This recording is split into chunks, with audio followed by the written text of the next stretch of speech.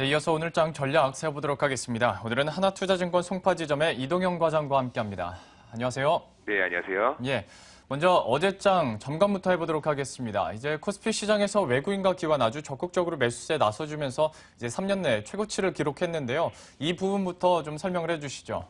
그렇습니다. 지금 국내 시장이 코스피 시장 그리고 코스닥 시장이 극명하게 엇갈리는 참 특이한 시장 흐름이 이번 주 계속되고 있습니다.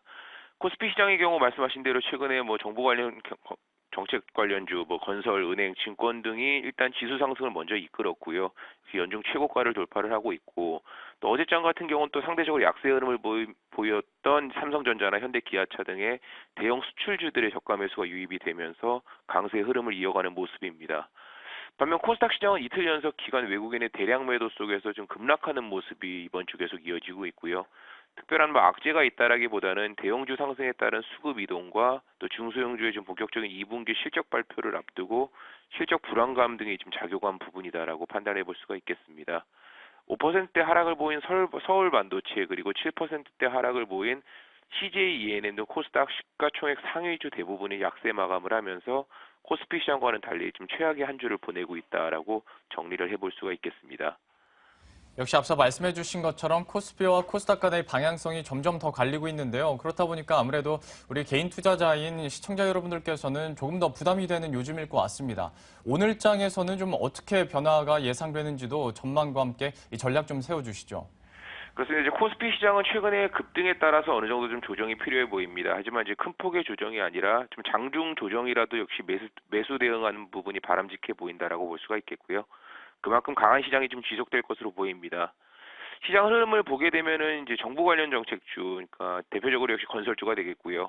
이후에 중국 경기 회복 관련해서 철강주, 그리고 마지막으로 어제 움직이기 시작한 또 저평가된 대형 수출주, 자동차주와 이제 이와 같은 순서대로 상승 흐름을 이어가는 지수를 이끄는 모습인데요.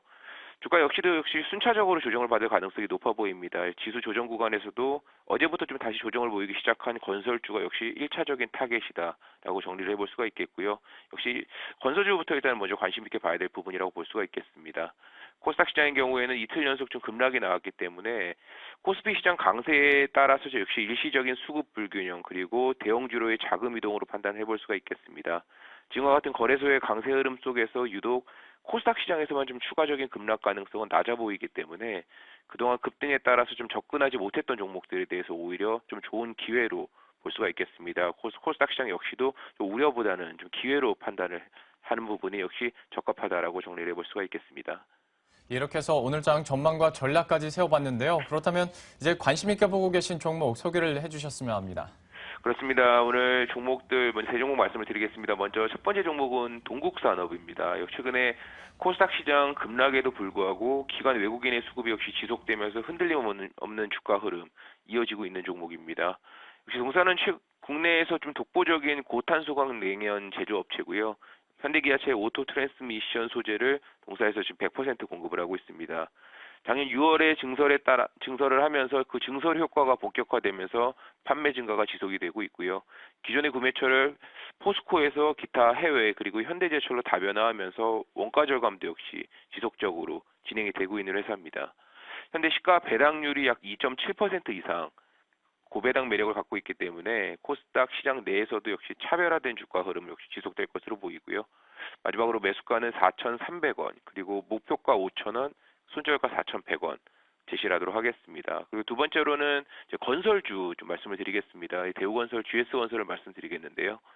정부의 내수부양 역시 정책의 주도주 역할을 하고 있습니다. 부동산 부양 그리고 금리 인하에 동시 수혜가 가능한 업종이다라고 볼 수가 있겠고요. 단기적으로 실적보다는 이제 정책의 방향에 따라서 테마주의 성격으로 좀 상승 흐름이 지속될 것으로 보입니다. 그러니까 조기에 가시적인 성과에 대한 의지가 높기 때문에 기대에 못 미치는 반등 시에는 역시 추가 대책 가능성도 열려 있기 때문에 건설주의 좀 긍정적인 뉴스플로우가 지속이 될 것이다라고 볼 수가 있겠고요. 밸류에이션도 아주 크게 부담 있는 상황은 아니기 때문에 조정 시 접근하는 전략 역시 가능하다라고 볼 수가 있겠습니다. 많은 건설주가 있겠지만 특히 이제 국내 주택 시황에 민감한 대우건설, GS건설 등에 좀 관심을 가지고 있겠고요. 마지막으로 최근에 월요일날 소개를 드렸던 MK트렌드입니다. 월요일 소개드린 이후 중소형주 약세 흐름에 따라서 최근에 조정을 보이고 있는데요. 버커루나 TBJ 그리고 NBA 등의 의류 브랜드를 보유한 의류 전문 업체입니다. 기존 브랜드들 안정적인 캐시카우 역할을 해주고 있고요.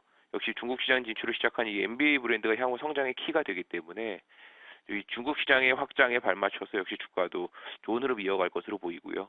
올해 5월부터 상해를 비롯해서 지금 5개 매장을 오픈을 시작으로 해서 올해 총 20개, 향후에 100여 개까지 지속적인 매장 확대 계획을 갖고 있습니다.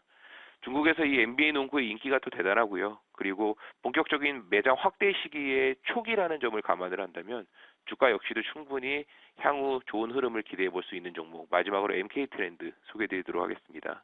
이렇게 MK 트렌드까지 관심 종목 확인해 봤습니다. 지금까지 하나투자증권의 이동영 과장과 함께했습니다. 고맙습니다. 네, 감사합니다.